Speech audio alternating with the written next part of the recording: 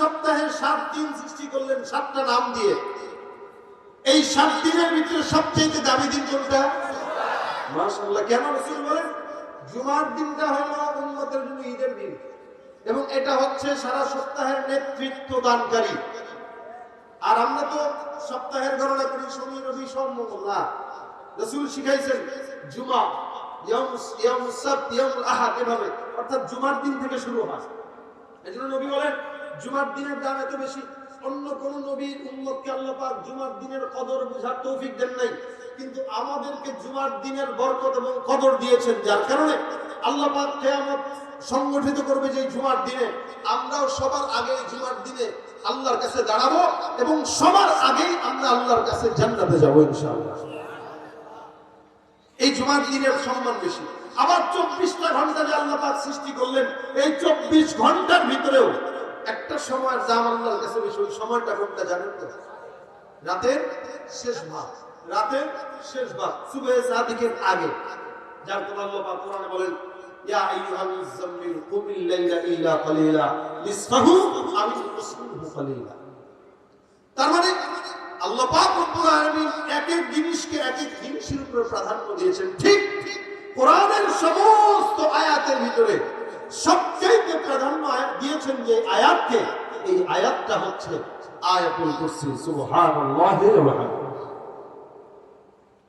উবাই ইবনে কাব রাদিয়াল্লাহু তাআলা আনহু, রাসূল সাল্লাল্লাহু আলাইহি ওয়াসাল্লাম বলেন, তাকে জিজ্ঞাসা করা হচ্ছিল এই কোরআনের ভিতরে আল্লাহ পাক সবচেয়ে শ্রেষ্ঠত্বের আয়াত যেটা দিয়েছেন ওটা কোনটা একটু বলো তো। উনি বলতেছেন রাসূলুল্লাহ আপনি তো ভালো জানেন, আপনার আল্লাহ ভালো জানেন। রাসূল বলেন না, তোমার ভিতরে কোরআনের জ্ঞান আছে আলাদা, তুমি একটু আমাকে বলো। দ্বিতীয়বার আবার বললেন হুজুর আপনি আর আপনার আল্লাহ জানেন। রাসূল সাল্লাল্লাহু আলাইহি ওয়াসাল্লাম তৃতীয়বার বললেন না, কোরআনের ফাতিহা থেকে নিয়ে নাস পর্যন্ত কোন আয়াতটা তোমার কাছে সম্মানিত এটা একটু আমাকে বলো। তখন তিনি বললেন আমার দৃষ্টিতে কোরআনের সবচেয়ে দামি আয়াত হচ্ছে আয়াতুল কুরসি। রাসূল সাল্লাল্লাহু আলাইহি ওয়াসাল্লাম বলেন হ্যাঁ তুমি সত্য কথা বলেছো, আল্লাহ পাকের কাছে কোরআনের সূরা ফাতিহা থেকে নিয়ে নাস পর্যন্ত সবচেয়ে দামি আয়াত আয়াতুল কুরসি, যেটার শুরুতে আল্লাহ পাকের পছন্দের দুইটা নাম আছে। কি? আল্লাহু লা ইলাহা ইল্লা হুয়াল হাইয়ুল কাইয়্যুম। এই হাই আর কাইয়্যুম আল্লাহর নবী দোয়া শিখায়া দিলেন। রাসূল সাল্লাল্লাহু আলাইহি ওয়াসাল্লাম যুদ্ধের ময়দানে সাহাবা বাইনা চলে গেলেন। আল্লাহর নবী সাল্লাল্লাহু আলাইহি ওয়াসাল্লাম মসজিদের মধ্যে সিজদারত অবস্থায় আছে। আসমানের রবের কাছে রাসূল সাল্লাল্লাহু আলাইহি ওয়াসাল্লাম বারবার দোয়া চান আর ডাক দিয়া বলেন এই দুইটা শব্দ ইয়া হাইয়্যু ইয়া কাইয়্যুম, ইয়া হাইয়্যু ইয়া কাইয়্যুম। পয়গম্বর আসমানের রবের কাছে বারবার এই দুইটা নাম ধরে ডাক দেয়। সাহাবা আজমাইনরা কিছুক্ষণ পর পর দেখে যায়, আবু বকর সিদ্দিক কিছুক্ষণ পর দেখে যায়, আবার কিছুক্ষণ পরে আসে, তাকায় দেখে আমার পয়গম্বর বারবার বারবার ইয়া হাইয়্যু ইয়া কাইয়্যুম বলে আল্লাহর কাছে চায়।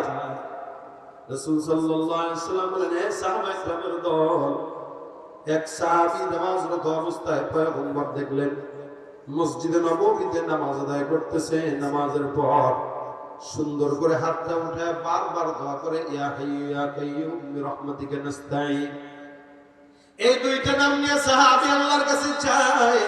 রাসূল ডাক দিয়ে বলেন সাহাবায়ে কেরামের দল, এই সাহাবীটা যে দুইটা নাম নিয়ে মালিকের কাছে হাত তুলে ডাক দেয়, আমি পয়গম্বর ঘোষণা করলাম এই দুইটা নাম মালিকের কাছে এমন প্রিয়, কোন বান্দা যখন এই দুইটা নাম নিয়ে আল্লাহ পাক রব্বুল আলামিনের কাছে চায়, আমার আল্লাহ পাক ওই দুইটা নাম ঘোষণা করে ওই বান্দার সব চাওয়াগুলোকে আল্লাহ পাক পূরণ করে দেয়।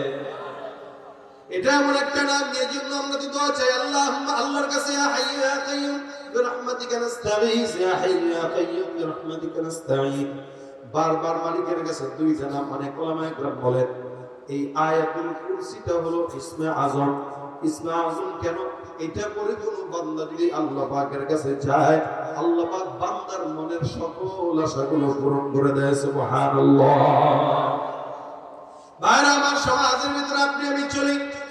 রাসূল সাল্লাল্লাহু আলাইহি ওয়াসাল্লাম হাদিসের মধ্যে বলেন, এই উম্মতরা তোমাদের জন্য জান্নাতকে আল্লাহ পাক রব্বুল আলামিন সহজ করলেন। কেমন সহজ করলেন তোমরা জানো? দুনিয়ার জমিনে বান্দারা কষ্ট করবে, শেষ জামানার বান্দারা বেশি বেশি ইবাদত করা সম্ভব না, কারণ দুনিয়ার জমিনের দিকে আমরা সবাই ঝুঁকে গেছি।